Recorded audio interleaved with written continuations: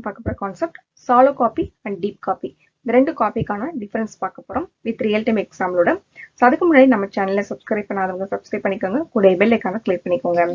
Okay, இப்போ இந்த copy constructor அப்படின்றது கன்ஸ்ட்ரக்டர்ல இருக்கக்கூடிய 3 டைப்ல ஒரு டைப் தான் இந்த காப்பி கன்ஸ்ட்ரக்டர். ஓகேவா? இப்போ இந்த காப்பி கன்ஸ்ட்ரக்டர் எதுக்கு யூஸ் பண்றோம்? கிளாஸ்க்கு ஆப்ஜெக்ட் வந்து ஏற்கனவே நீங்க கிரியேட் பண்ணி அதுல வேல்யூஸ் வச்சிருக்கீங்க. அந்த வேல்யூஸை இன்னொரு ஒரு ஆப்ஜெக்டை கிரியேட் பண்ணி அதுல வேல்யூஸை மட்டும் நம்ம காப்பி பண்ணிக்கிறோம் அப்படின்னா அதுக்கு பயன்படுத்தக்கூடிய கன்ஸ்ட்ரக்டர் ஃபங்க்ஷன் தான் காப்பி கன்ஸ்ட்ரக்டர் ஃபங்க்ஷன். ஓகே, இப்போ இந்த காப்பி கன்ஸ்ட்ரக்டர்ல 2 டைப்பான காப்பி கன்ஸ்ட்ரக்டர் இருக்கு. So default copy constructor, second type வந்து user define copy constructor. Okay, user define copy constructor அப்படின்னா யூசர்னா யாரு? நம்ம. ஸோ நம்ம வந்து காப்பி கன்ஸ்ட்ரக்டர்னு ஒரு சின்டாக்ஸ் இருக்கு. அந்த சின்டாக்ஸ் பயன்படுத்தி ஃபங்க்ஷன் வந்து கிளாஸ்க்குள்ள வந்து கிரியேட் பண்றோம் அப்படின்னா அந்த ப்ராப்பரான சின்டாக்ஸோட ஒரு காப்பி கன்ஸ்ட்ரக்டர் கிரியேட் ஆகுதுன்னா அதுக்கு பேர் தான் user define copy constructor. Default copy constructor அப்படின்றது நீங்க அந்த சின்டாக்ஸ் பயன்படுத்தி ஃபங்க்ஷனை கிரியேட் பண்ணாத பட்சத்துல கம்பைலரா என்ன பண்ணும், ஒரு இந்த காப்பி ஃபங்க்ஷனை நடத்துது. ஸோ அதுக்கு பேர் தான் டிஃபால்ட் காப்பி கன்ஸ்ட்ரக்டர். ஓகே, இப்போ இந்த default copy and user define இதை தனித்தனியா பார்க்க போறோம். இந்த டிஃபால்ட் காப்பி கன்ஸ்ட்ரக்டர்ல தான் இந்த சாலோ காப்பின்ற ப்ராசஸ் வரப்போகுது. அண்ட் யூசர் டிஃபைன்ல வந்து டீப் காப்பி அப்படின்றது வரப்போகுது. ஓகே, இப்போ நம்ம டிஃபால்ட் காப்பி கன்ஸ்ட்ரக்டர் என்ன டீப்பா பார்க்கலாம். ஓகே, இப்போ ஒரு கிளாஸ் இருக்கு.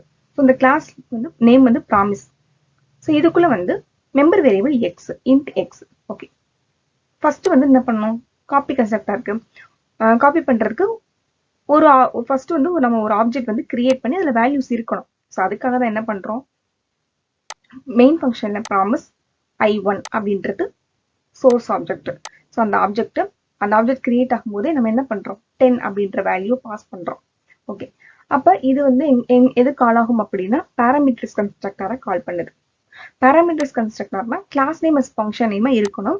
அதே மாதிரி பக்கத்துல என்ன பண்ணணும், வேரியபிள் டேட்டா டைப்போட உள்ள பாராமீட்டரா இருக்கணும். அப்ப அந்த ஃபங்க்ஷன் என்ன பண்ணும், கம்பைலர் கால் பண்ணுது. ஸோ அதை போய் ரீச் பண்ணிட்டு அந்த டெஃபினேஷன் பார்ட் ரீச் பண்ணிட்டு எக்ஸ் ஈக்குவல் டு ஒய், நம்ம இங்க அனுப்புற அந்த ஒய்ல வந்து 10 காப்பி ஆகும். அதுக்கப்புறம் 10 எடுத்துட்டு வந்து எக்ஸ்ல வந்து காப்பி பண்ணோம். ஓகேவா? அப்ப எக்ஸ்ல என்ன இருக்கு, வேல்யூ 10 அப்படின்றது இருக்கு. ஓகே, அப்ப இது வந்து மெமரியில் எப்படி கிரியேட் ஆகும், ஸோ ஆப்ஜெக்ட் 1க்கு எக்ஸ் அப்படின்ற மெமரி வேரியபிளுக்கு வந்து ஒரு ஸ்பேஸ் கிரியேட் பண்ணி வச்சிருக்கோம். ஸோ கன்ஸ்ட்ரக்டர்னாலே ஒரு ஆப்ஜெக்ட் கிரியேட் ஆகும் போதே மெம்பர் வேரியபிள் எக்ஸ் வந்து கிரியேட் ஆயிரும், அதோட ஸ்பேஸ் கிரியேட் ஆயிடும். ஓகே, ஸோ எக்ஸுக்கு வந்து ஒரு அட்ரஸ் வந்து இருக்கும் 65501. இது வந்து ஒரு அட்ரஸ். இப்போ இந்த 10ன்றது அந்த எக்ஸ்குள்ள போயிட்டு என்ன ஆயிடுது, ஸ்டோர் ஆயிடுது. ஓகே, இப்போ நெக்ஸ்ட் என்ன பண்றோம் அப்படின்னா மெயின் ஃபங்க்ஷன்ல I2 அதாவது ப்ராமிஸ் அந்த கிளாஸ்க்கு வந்து இன்னொரு ஒரு ஆப்ஜெக்ட் கிரியேட் பண்றோம் I2. I2க்கு தான் I1 வந்து காப்பி பண்றதுக்கு அசைன்மெண்ட் ஆப்பரேட்டர் யூஸ் பண்றோம். I2 equal to I1. அப்ப I1ல இருக்கக்கூடிய இது வந்து I2க்கு வந்து என்னாகும், வேல்யூ காப்பி பண்ணணும். அப்ப இந்த இடத்துல I2 ஈக்குவல் டு I1னா கம்பைலர் என்ன பண்ணும், கிளாஸ்க்குள்ள போயிட்டு இதுக்கான ஏதாவது ஃபங்க்ஷன் இருக்கா, காப்பி பண்றதுக்கான ஃபங்க்ஷன் இருக்கான்னு போய் தேடும். பாத்தீங்கன்னா நம்ம ப்ரோக்ராம்ல இந்த காப்பிக்குன்னு செப்பரேட்டா ஃபங்க்ஷனை எழுதலை. அப்ப அந்த பட்சத்துல என்ன செய்யும் அப்படின்னா கம்பைலரா டிஃபால்ட் என்ன பண்ணுது, ஒரு காப்பி ப்ராசஸ் பண்ணுது. அதுக்கு வந்து டீப்பா போயிட்டு வேல்யூஸ் எல்லாம் காப்பி பண்ண தெரியாது. அப்ப அந்த கம்பைலர் என்ன செய்யும் அப்படின்னா ஜஸ்ட் என்ன செய்யுது, ஆப்ஜெக்ட் 1ல எக்ஸ் இருக்கு இல்லையா, எக்ஸுக்குன்னு ஒரு அட்ரஸ் இருக்கு இல்லையா 65501, அந்த அட்ரஸை மட்டும் என்ன பண்ணுது, யாரோட ஷேர் பண்ணிக்குது அப்படின்னா ஆப்ஜெக்ட் 2ல இருக்கக்கூடிய எக்ஸோட ஷேர் பண்ணிக்குது. ஆப்ஜெக்ட் 2க்கு வந்து ஷேர் பண்ணிக்குது 65501 ரெஃபர் பண்ணிக்க அப்படின்ட்டு. உனக்கு ஏதாவது வேல்யூஸ் வேணா இந்த 65501 அட்ரஸ்ல பாத்துக்கோ, அவ்வளவுதான். இதுதான் வந்து இந்த இடத்துல நடக்குது. அப்ப அந்த 10 அப்படின்னு பர்டிகுலரா என்ன பண்ணல, தூக்கி போய் காப்பி பண்ணல. அப்ப இந்த இடத்துல என்ன நடக்குது அப்படின்னா இதுதான் சாலோ காப்பி. சாலோ காப்பினா மேலோட்டமா காப்பி பண்றது. சோ இந்த ஆப்ஜெக்ட் 1ம் சரி ஆப்ஜெக்ட் 2ம் சரி 2 பேரும் ஒரே மெமரியை தான் வந்து ஷேர் பண்றாங்க. 65501 தான் ஆப்ஜெக்ட் 1ல இருக்கு, ஆப்ஜெக்ட் 2ல இருக்கு. அப்ப நீங்க 10ன்ற இருக்கு இல்லையா, நீங்க வந்து I1 வச்சு நீங்க எக்ஸ கால் பண்றீங்க அப்படின்னா 10 பிரிண்ட் ஆகும். I2 வச்சு எக்ஸ கால் பண்ணீங்க அப்படின்னா அங்கேயும் என்னதான் பிரிண்ட் ஆகும், 10 தான் பிரிண்ட் ஆகும். அப்ப என்ன நடக்கும் அப்படின்னா நீங்க I2 வச்சு நீங்க எக்ஸ்ல போயிட்டு இப்ப 20 நீங்க ஸ்டோர் பண்றீங்க அப்படின்னா அந்த 20 எதுலயும் வந்து ரிஃப்ளெக்ட் ஆயிருக்கும், ஆப்ஜெக்ட் ஒன்ல இருக்கக்கூடிய எக்ஸ்லையும் ரிஃப்ளெக்ட் ஆகும். அப்ப ஒரு ஆப்ஜெக்ட்ல பண்ணக்கூடிய சேஞ்சஸ் இன்னொரு ஆப்ஜெக்ட்ல ரிஃப்ளெக்ஷன் நடக்கும். எங்க சாலோ காப்பியில நடக்கும்.